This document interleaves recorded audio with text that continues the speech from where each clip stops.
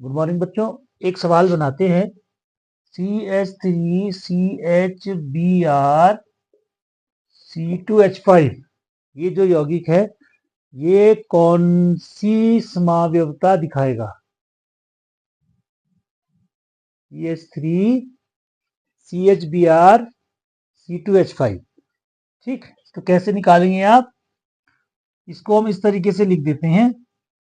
यहां हमने लिख दिया C2H5, यहां हमने लिख दिया Br H और यहां हमने लिख दिया CH3।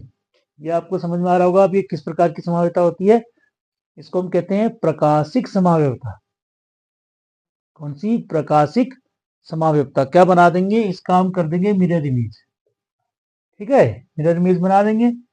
ये हो जाएगा C2H5, ऐसे ही लग जाएगा, C आ जाएगा, इधर आ जाएगा Br, यहाँ आ जाएगा हाइड्रोजन और यहाँ हो जाएगा CH3। ठीक है, तो ये जो यौगिक है हमारा हेलो एल्केन का, हेलो एल्केन जो होते हैं एक अलग प्रकार की विशेष प्रकार की समावयवता पे दिखाते हैं जिसको हम कहते हैं प्रकाशिक समावयवता। तो ये प्रकाशिक समावयवता का उदाहरण है CH3 CHBr C2H5।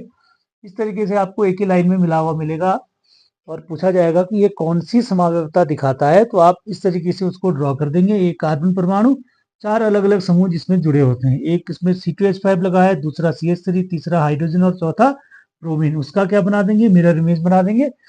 तो प्रकाशिक समावयवता में क्या होता है, मिरर इमेज को यदि आप इसके ऊपर रखना चाहेंगे इसी इमेज को, तो ये क्या करेगी? इसके सुपर इम्पोज नहीं करेगी, बल्कि एक दूसरे के क्या होते हैं? दर्पण प्रतिबिंब होते हैं। इसको हम इस तरीके से समझते हैं, जैसे माना हमारा ये बायां हाथ जो है ये दाहिने हाथ का क्या है? Mirror image.